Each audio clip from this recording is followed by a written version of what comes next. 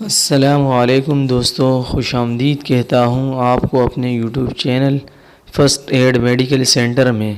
ہمارے اس چینل میں آپ کو ہر قسم کی میڈیکل فیلڈ سے ریلیٹڈ معلومات ملے گی، اور خاص طور پر چائلڈ کے حوالے سے۔ دوستو، تو آج ہم آپ کو یورینری ٹریک انفیکشن کے بارے میں میڈیسن بتانے والے ہیں، یعنی پیشاب کی نالی کے زخم کے بارے میں میڈیسن بتانے والے ہیں۔ دوستو، آج میں آپ کو پیشاب کی نالی کے زخم کے بارے میں دوسری میڈیسن بتانے والا ہوں۔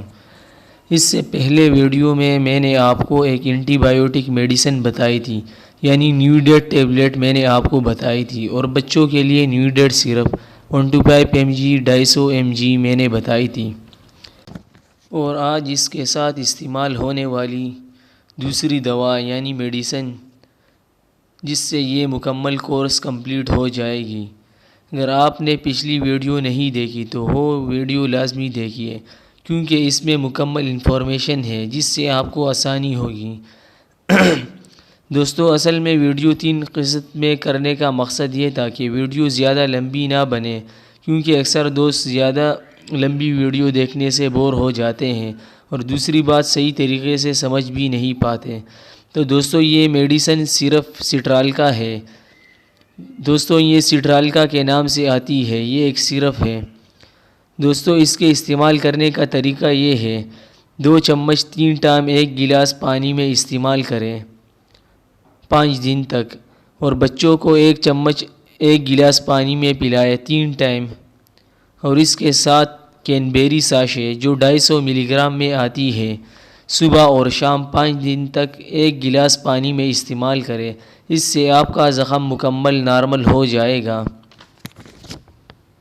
دوستو، یہ میڈیسن بہترین میڈیسن ہے، اور یہ ہر قسم کی تکلیف دہ زخم یعنی پیشاب کی نالی کے زخم میں، گردوں کی زخم میں، مثانے کی گرمائش یعنی زخم وغیرہ میں بہترین کام کرتی ہے۔ دوستو، اس سے پہلے ویڈیو میں نے آپ کو نیوڈیٹ ٹیبلٹ بتائی تھی، اور اس کے بعد یہ سٹرالکا سیرپ، اور اس کے بعد یہ کینبیری ساشے۔ تو یہ 3 مکمل ایک کورس ہوتا ہے، مطلب یہ گردوں کے زخم میں بھی بہترین کام کرتی ہے، یورینری ٹریک انفیکشن میں بھی بہترین کام کرتی ہے۔ اس کے علاوہ مثانے کی سوزش وغیرہ، زخم وغیرہ میں بہترین کام کرتی ہے۔ تو دوستو، یہ دوا استعمال کرنے سے آپ کو مکمل افاقہ آ جاتا ہے، اور ڈاکٹروں وغیرہ کے پاس جانے کی بھی ضرورت نہیں ہوتی۔ دوسری بات، اس سے پہلے ویڈیو میں نے آپ کو خوراکیں وغیرہ بھی بتائی تھی کہ اس میں تلی ہوئی چیزیں، مچھلی، چاول جیسی خوراکیں وغیرہ، تلی ہوئی چیزیں، پراٹھا، بڑا گوشت، یہ چیزیں استعمال نہیں کرنی چاہیے۔ اس سے یہ ہوتا ہے کہ آرام تو آ جاتے ہیں میڈیسن سے، پر یہ ہوتا ہے کہ آہستہ آہستہ آتا ہے۔ اگر آپ پال پرہیز کریں گے، مثال کے طور پہ ان خوراکوں میں پال پرہیز کریں گے، تو اس سے یہ ہوتا ہے کہ آپ کا زخم جلدی ٹھیک ہو جاتا ہے۔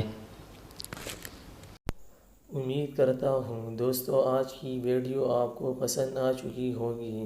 مزید میڈیکل فیلڈ کے حوالے سے آپ ہمارے چینل کو دیکھتے رہیے، اور سبسکرائب کیجیے ہمارے یوٹیوب چینل کو، اور بیل آئیکن پر کلک کیجیے۔